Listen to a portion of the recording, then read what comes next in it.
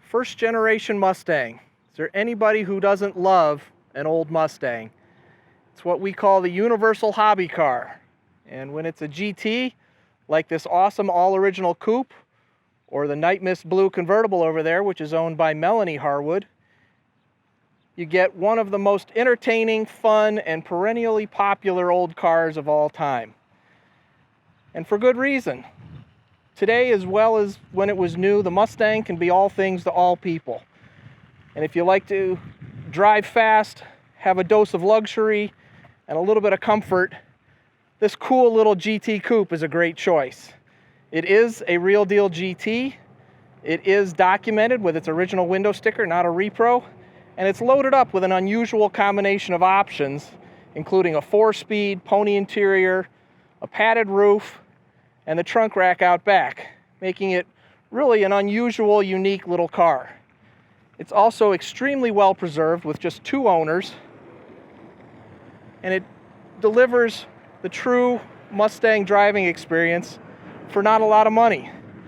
If you've wanted to get into a Mustang, you want a car that has classic looks and a lot of fun on the road, an old Mustang is a great choice. Let's take a drive. Inside the Mustang, we have standard GT fare. All GTs, in fact all 66 Mustangs, got the 5-gauge panel. This one has the deluxe interior package, which is also called the pony interior. It includes special seat covers and door panels, plus the wood-grained appliques on the dash and center console.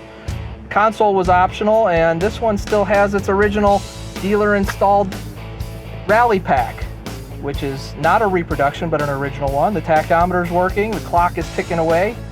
All the gauges appear to be operational.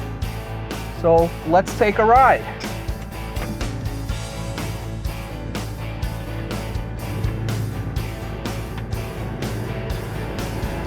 It's kind of neat to have a 4-speed in a kind of luxury-oriented coupe. Creates a little bit of cognitive dissonance for Mustang fans who don't expect to see that. But the 4-speed, even on the GT, was optional. The standard was a 3-speed manual.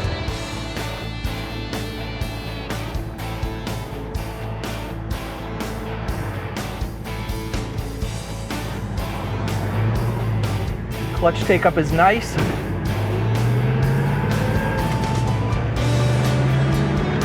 Good gear ratios too. It's very smooth, easy to hit the right gear and the right speed. This particular car has a Hurst shifter on it now, which certainly helps with feel, and you can really smack it through the gears without any worries. But it adds a little bit of noise. You can hear the gears as you're winding through them. I don't find that objectionable. I kind of dig it. It's a neat sound, and the improvement in shift quality is certainly nice. Like I said, all the gauges are working. The clock seems to be ticking away. This is a real deal GT, as I mentioned, which means standard equipment was an A-code 289 cubic inch V8 with 225 horsepower, a 4-barrel carburetor and dual exhaust. So it was definitely a performance car. I mean, 225 horsepower in 1966 was no slouch. And you have to remember, this little guy weighs in at about 2,900 pounds probably. There's not much to it. And like its descendant, the 5-liter, there's a great hit of low-end torque. So you really don't need to rev it. You don't need to work it hard. It'll dig out of corners real nicely. And boy, is this a nice cruiser. I mean, just rolling along here at about 50 miles an hour, it's really pleasant. There's a nice V8 sound out back, but far from intrusive. Nice ride quality. If you haven't driven an old Mustang, you'll probably be surprised by how well they ride. They're really almost kind of soft and mushy. Handling is capable. The GT got an upgraded front sway bar, slightly different springs and shocks.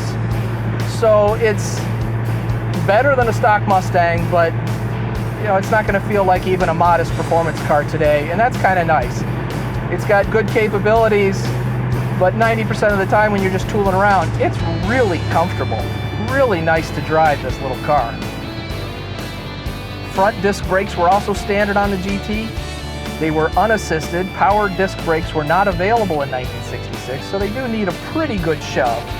They're not unbearable, and it's certainly manageable, but you should be ready for it. Power steering was also optional. This car does not have it, but I don't think it's really necessary. On the road, it's really nice to drive. There's no heavy effort, and as long as you're rolling, as you can see, I mean, you can just one-hand the wheel, you can palm it going around corners, just like you had power steering.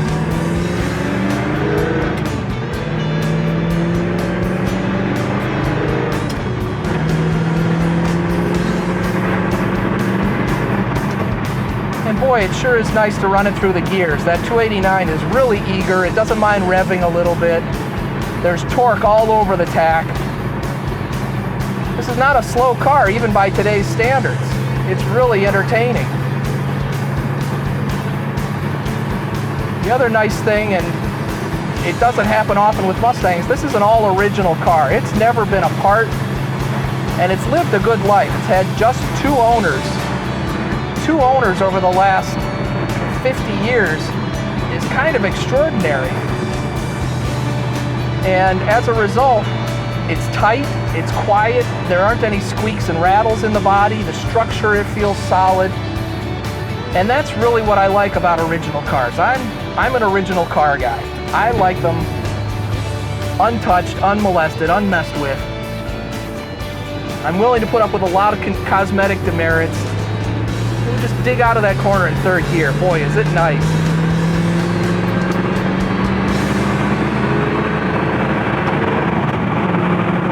Quick run up to about 70 miles an hour there. The speedometer is a serious pessimist. It's about 15 miles an hour slow. But I can live with that. It's no big deal, as long as you're aware of it. But as I was saying, I like original cars, and I'm willing to put up with a lot of cosmetic blemishes, and this car has some.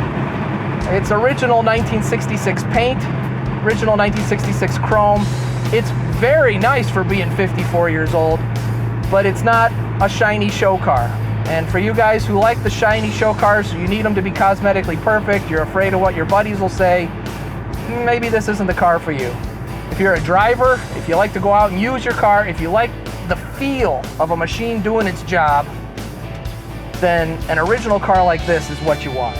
They just work better, they drive better, they're tighter, they're smoother, they're quieter. And I don't care how good your shop is, they aren't as good as the factory.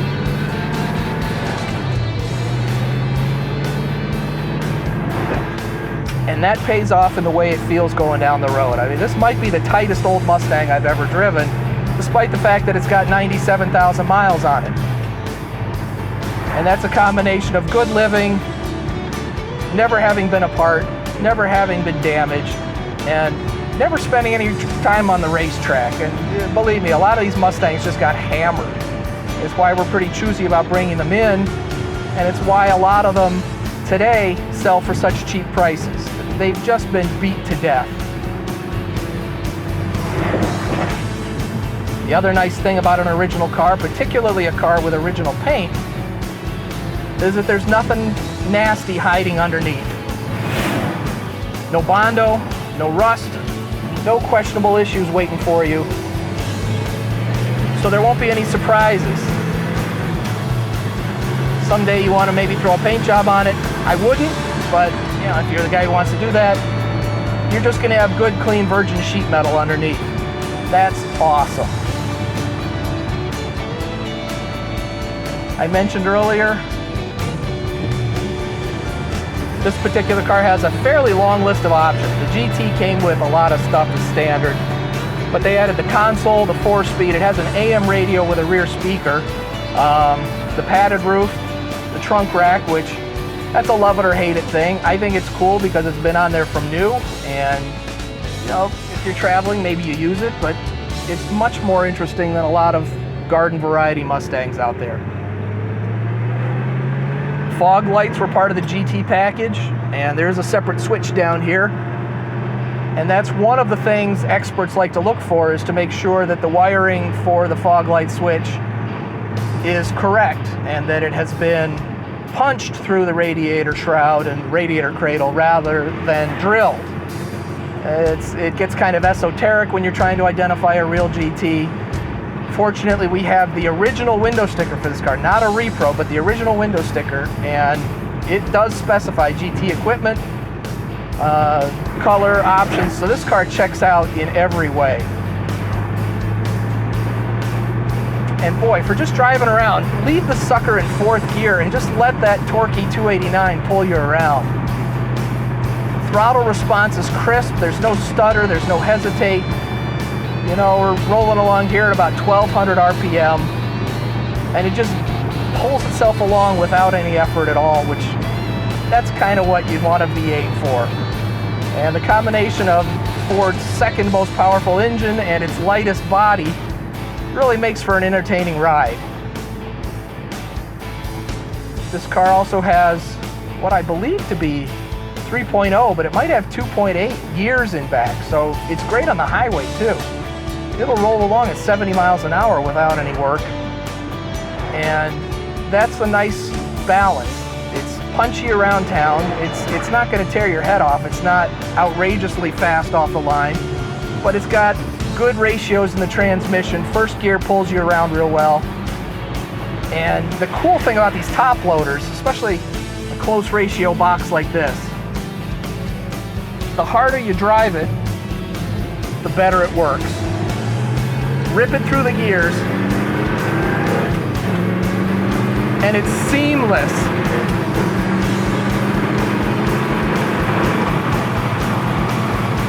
I mean, that is just fun. If you can't have fun in a Mustang like this, you shouldn't be in this hobby.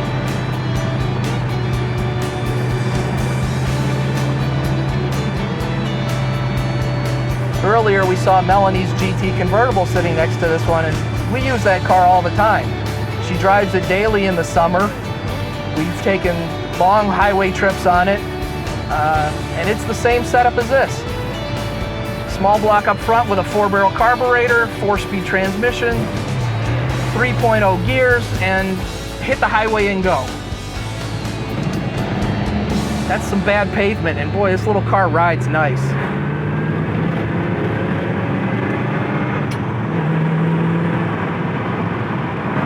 Sure like the way this Hurst shifter sticks through the gears as well. Boy, you're not going to miss a shift with this thing, and you don't have to take it easy. It feels like it can take a pounding. So go ahead and hammer it.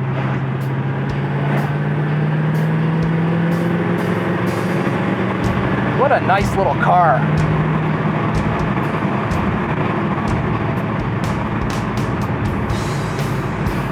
You probably also realize that the Mustang aftermarket is enormous. Every part you need for this car is a phone call away, and you'll have it in a day or two.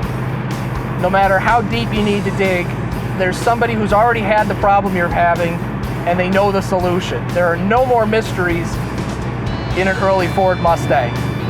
That makes them a fantastic first-time hobby car. And as I said, this is almost a universal car. You don't have to be a Ford guy to like Mustangs, and I don't think there's anybody out there who looks at a first-generation Mustang like this and says, nah, I hate those cars, those aren't any good. They just bring a smile to everyone's face. Everyone recognizes it, and despite their very affordable prices, you look like a movie star driving it. Everybody wants to be your friend, they all give you a wave, and that's what's awesome about the Mustang hobby in particular. They're just beloved the world over.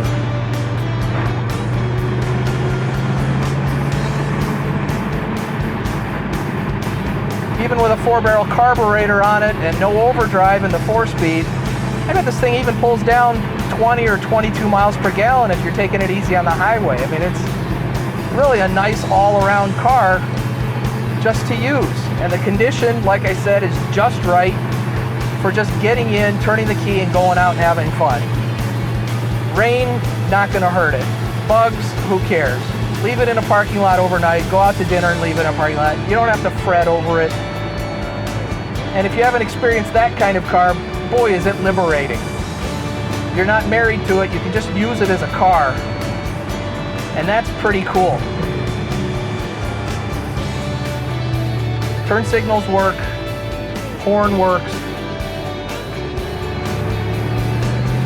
bites into the corner nicely, and just that seamless flow of endless torque pulling it along. It's not like a big block car, it's not giving you that hand of God feeling, but you'll glance down and you'll be going 15 or 20 miles an hour faster than you expected. It's about 70 degrees today. It's a beautiful day. The car is running ice cold. We've never had a temperature problem with this car in any way. Plenty of oil pressure. Like I said, the speedometer reads a little bit slow, so be aware of that. You're going to get in trouble if you're driving according to what it says. But otherwise, this sucker is dialed in, it's right. It's got fresh radials on it, and they really ride and handle nicely. Radials are the only way to go on your Mustang. It has optional wire wheel covers, which are kind of an unusual choice on a GT. But on this semi-luxurious one, it kind of works. With the padded roof, the pony interior, I kind of dig it. I'm a fan of unusual, and this car definitely qualifies. On the other hand, if you want to turn it into something you like, put some styled steel wheels on it, make a few changes, parts are plentiful and cheap, and everything just bolts right on. So there are endless possibilities with a Mustang. Think of it as a blank canvas if you're the kind of guy who likes to put his own personal touches on it.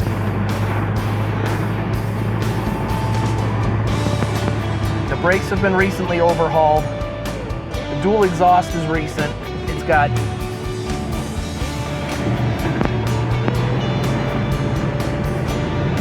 a nice mellow sound coming from the twin trumpets out back.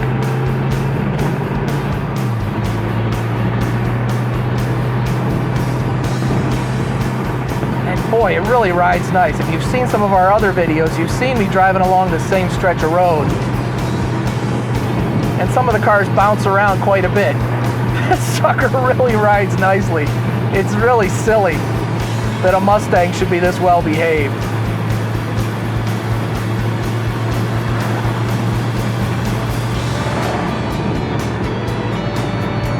Coupes are also nice because they have the strongest body, so you're not going to have as much flex. That surely helps cut down on squeaks and rattles.